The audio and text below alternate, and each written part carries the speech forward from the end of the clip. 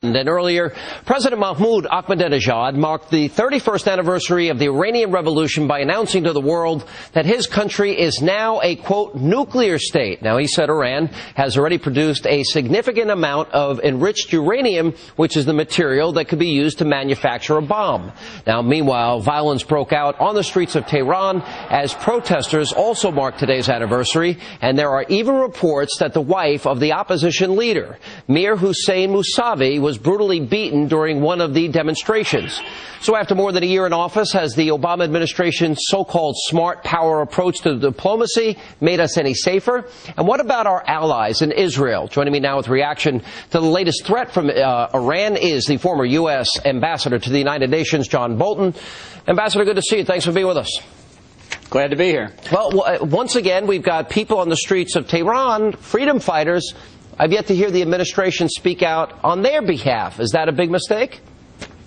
Well, I wouldn't hold my breath for that either. I mean, I think what we see today is Ahmadinejad very confident, very determined, making his message about the Iranian nuclear weapons program clear, and also by his control over the streets of Tehran and other major cities, making clear this regime intends to stay in power. I think Obama is crippled by his desire to negotiate with Iran. He doesn't want to do or say anything that gets in the way of that, and that leaves the demonstrators who are very powerfully opposed to the regime in Tehran, essentially without any outside help. All right, the president's spokesman, Robert Gibbs, said today that he doesn't really take the threat seriously. He doesn't think they have achieved that level. Your thoughts?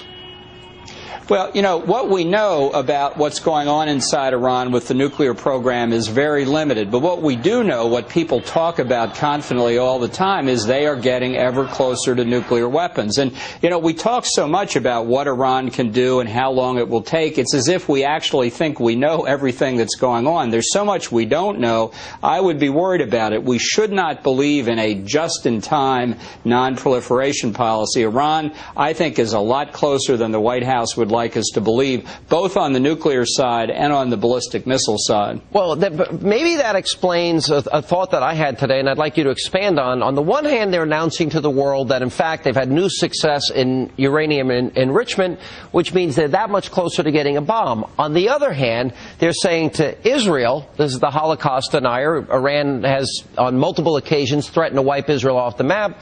They're saying to Israel, they're warning them against any military move. Do they fear that because of this pronouncement that Israel might say, we don't have any more time to wait?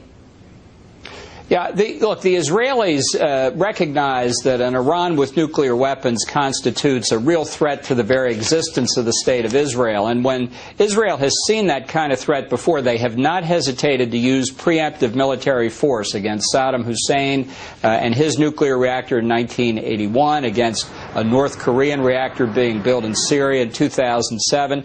So Israel's got a very short period of time here, I think, to decide whether they're going to use military force. The Obama administration is putting enormous pressure on Israel not to use force. I think Ahmadinejad has to be worried about this prospect. So that's why he, in his public statements, is still saying all this nuclear program is for peaceful, civil nuclear power, when it just manifests that it's not. But he's trying to buy time internationally. Obviously, the president's approach, thinking he can negotiate with the Holocaust denier, has failed. The year that he gave him to come to the table and to make concessions to the world, obviously, that's not working.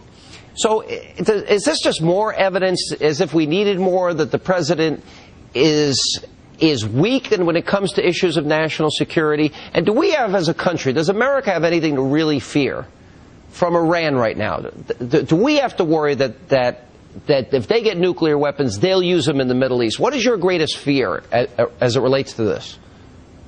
Well, there are several aspects of this. You're absolutely right. The president's policy of trying to engage Iran has failed. Secretary of State Clinton said that last week, that the open hand had been rejected by Iran, and it will be rejected because Iran is not going to be negotiated out of its nuclear weapons program. What does it mean if Iran gets nuclear weapons?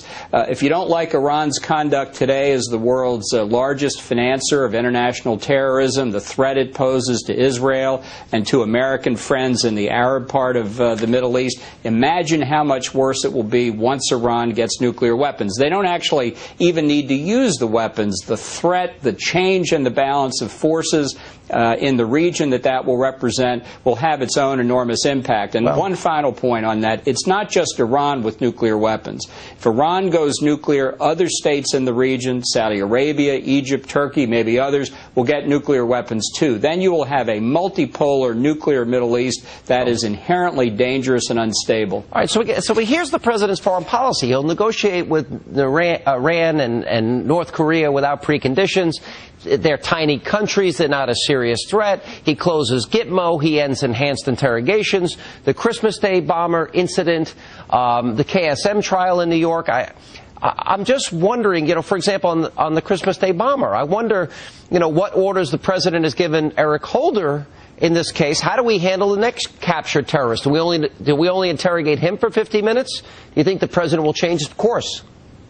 Well, on Abdul Muttalib, I'd like to know who Eric Holder talked to at the White House before he authorized giving the bomber Miranda rights. But all of those things you've listed are signals of weakness. They are interpreted that way by both our friends and our adversaries around the world.